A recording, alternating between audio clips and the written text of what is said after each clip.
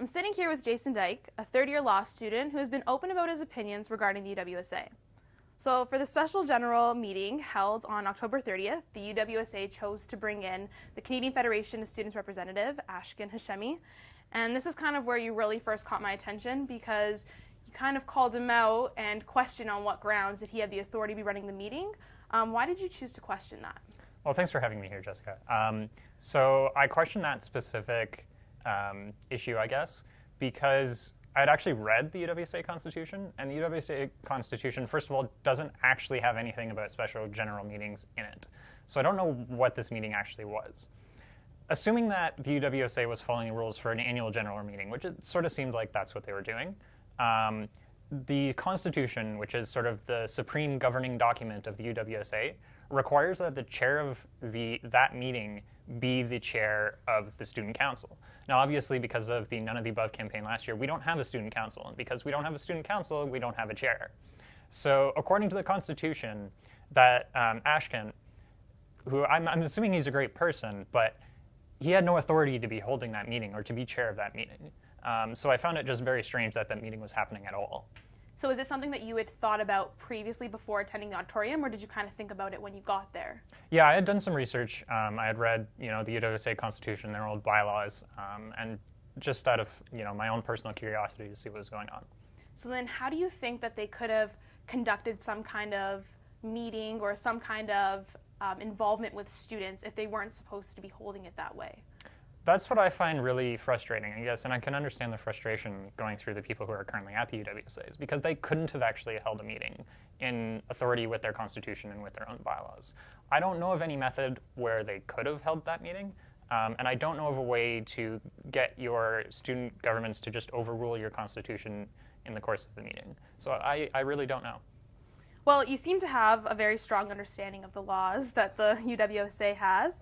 Have you recently grown an interest in these issues, or have you always been involved in student politics? I haven't really been involved in student politics before sort of last year. It was really the None of the Above campaign that got me interested in student politics and how they affect sort of the daily lives of students. Well, after following these kind of issues, you can obviously tell that there's a lack of student governance. Were you surprised to see a turnout of 300 students at the special general meeting? Yeah, I was really surprised. I was actually shocked. I went to the last year at the annual general meeting, and I believe there were 7 people. So a very clear difference between 300 and 7. So I was expecting closer to 7. Apparently I was wrong. Well, of the 300 students that did attend, only you and like another handful of other students really spoke out against the bylaws. Why do you think that is? I found that extremely concerning. I don't know exactly why that is. I don't know what's on the mind of every student that was there. I can assume that I think a lot of students haven't actually read the bylaws and didn't really know what was in them. And I also think that there was a lack of communication from the UWSA about what was in the bylaws. And I was a little bit concerned about the communications coming from the UWSA, because they seem to be stating things that I don't think are entirely accurate. So there's I remember getting notice from the UWSA that this is how we're going to get our student fees back. The university hasn't said that, if you pass these bylaws, you're going to get your student fees back. They said when you improve your governance, you're going to get your student fees back. I don't think that's the same thing. In regards to the communications, why do you think there was that lack of communications, and how do you think that they could have built on that to improve? I don't really know the reasoning behind sort of why those communications are going out. I think maybe the people who are currently at the UWSA thought it was really important that students get to this meeting, and I think maybe they were not as careful as they should have been in crafting sort of these communications. I think that to improve, I think they just should have taken more time with it and made sure that their communications are very specific, their language, they're very careful with their own language, and also making sure that their communications got to all the students in the university. And are there any bylaw changes that you do not agree with? There are a lot of bylaw changes I don't agree with. First of all, I don't think that there were problems with the old bylaws. I think those problems could have been fixed without throwing them out entirely. One of the primary concerns I have is the lack of a constitution. So constitution is sort of a supreme governing document that you have. Under the old sort of regime, you had the Corporations Act, which sort of supersedes everything because you have to follow the law that the government's passed. Then you have our Constitution. So that's sort of our very basic rules that you sort of have to always follow. And then we had the bylaws, which are the more specific rules. So there'd be like very specific things that you wanted to, very specific rules that you had to follow. So I'm concerned that we don't have a constitution, and I find it really strange why you would not have basically a governing document, because, I mean, it seems like a thing that a student government would want. It seems like something that any government would want.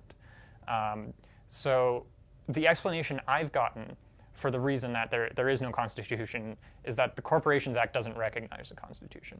And I'm not sure where that idea is coming from, because it does. If you pull up the Corporations Act and you can Control F to search the whole document, you find the word Constitution about 4 or 5 times. So it's clearly in there. And also, if you look at the Governor General's documents regarding the creation of nonprofit agencies, they also talk about Constitution in those documents. So the law clearly recognizes constitutions, and I don't know why we don't have one. It seems like a really important document to me. In saying that, are there any bylaws that you do agree with? I think there are some basic bylaws that are fine, there aren't really any problems with them. And those are, I mean, things like, timing for elections and those sorts of bylaws. Basically small matters like the day-to-day running type things that are, you'd expect them to be in there, and those are fine. So do you feel that there's a problem within the rules or a problem within the governance?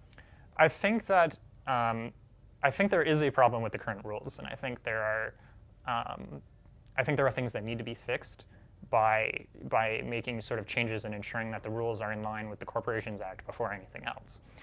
I think the bigger problem is governance. I think that the UWSA needs to ensure that there are people running the UWSA who are capable of following both the Corporations Act, so sort of the rules of Ontario, and the UWSA's own rules. And I think the solution we've seen is the rules we had previously were very complicated, but it was possible to follow them. What we've seen is sort of a removal of those rules. So instead of fixing the rules that are problematic, we've just gotten rid of them. So, I mean, it's easier to follow rules when you have less of them to follow. I don't think that's a tenable solution. Okay. Well, after hearing all of the renewed bylaws and given the chance to see how the other students in the meeting reacted to these changes, do you think that the UWSA might face some more problems like another None of the Above campaign in the upcoming elections? I don't know about these current elections because they've come up so fast. I think it's likely that the UWSA will continue to run into similar crises when they haven't really fixed their internal problems, which is a problem of governance, which is a problem of making sure that you are following your own documents, making sure your organization is structured and in a method that's sort of easy to follow and easy for students to participate in. Well, overall, what do you see for the future of the UWSA? Like, do you have hope for the UWSA? I'm fairly concerned. I think that the UWSA still has major, both structural changes that need to be made to make sure that, again, it's in line with the Corporations Act, it's in line with the rules of Ontario. But I think there are more attitudinal changes that need to be made within the UWSA in terms of following rules, in terms of communicating with students, and making sure that the UWSA is acting in the interests of all students, not just a select group of them. Okay, well, perfect. Well, thank you for participating in this interview. It's really cool to see the perspective of a student who's not afraid to speak out on their opinions. As of currently, it's difficult to see what the direction of the UWSA will be going. However, we may soon find out with elections just around the corner. With the 30 News, I'm Jessie Bompiani.